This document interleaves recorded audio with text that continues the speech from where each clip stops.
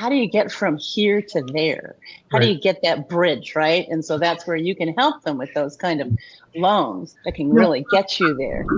Right now, I can see working capital help them out. That being said, I would look at it as a working capital, more of a line of credit than a working capital. In other words, that way they can collapse the line when they don't need it and use it when they have to.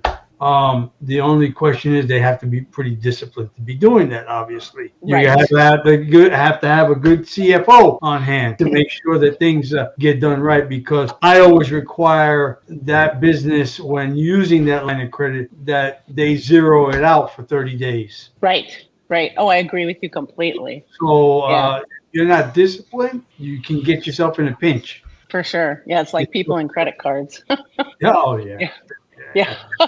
for But no, I sure. agree with you. For all my clients, that's one of the first things I discuss with them is, do Yep. you have a line of credit? Even if it's just with your bank and it's $25,000, just, get out there and have something. And I know American Express has started having, lines of credit too. And I do have one client that actually does windows and doors, but he gets trucks that go out to deliver things. And so he Hmm. now just recently signed up with Ford Motor for their credit for buying trucks, because Sure. those F-150s are like $40,000-$50,000 a pop, Right. but it's also a line that can be used for other things, which I had no Yep. idea. I thought they would always make sure that it had to be their automobiles, but it's not. So Uh, so that, yeah, I know, I was totally shocked. Interesting. So, Interesting. Well, then coming to the issue of UCC filings, then you have to be careful, because if these businesses decide to move down the road and they want to acquire a commercial real estate, usually I'm going to call not only the lien on the real estate, but I'm going to take a UCC on their asset. They don't tell me, I'm not going to be second, so that's going to be the right, issue. right.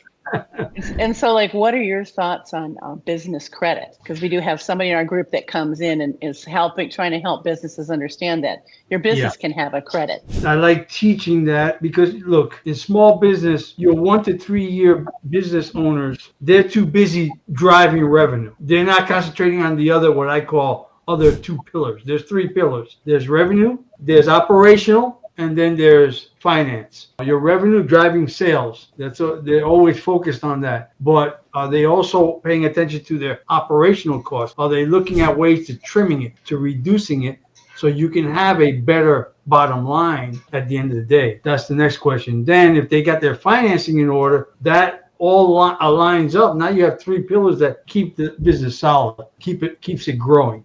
You keep feeding it, keeps growing on its own. And most small businesses, you find, like I said, usually I find out, and usually when they realize they need the help, it's maybe a little too late. I'm never afraid of trying something new because I'm going to expect to fail. Because if I don't fail, that means I didn't do it. I didn't actually do my full force in it. Failure is nothing but a stepping stone to move to success. Well, that's very true. I do have one client that we're thinking about doing that. She does nonprofit grant writing, but she also does consulting.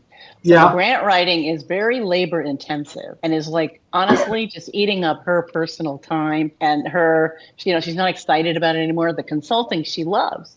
So now yes, she's thinking, could I possibly sell off the grant writing side? right. So Or I'm put it on looking the for a back broker. burner. Yes, that too. We have discussed that as Yeah. well. Yeah. Well, what, Yeah. what happens? What happens? You got, is right now the market conditions don't allow for you. Obviously, grants being passed about, especially with the slashing that's going on the federal side. So it's unless you're going to private donations, Yes. that's a Hmm. whole different ballgame. Yeah, That's a she does like whole different. private funding, and then she also does government. But You know, yeah, but so as a CFO, you should tell your people that are nonprofits, just because the word says nonprofit, that still means you got to make a profit to pay that's right. for, That's right. for your expenses.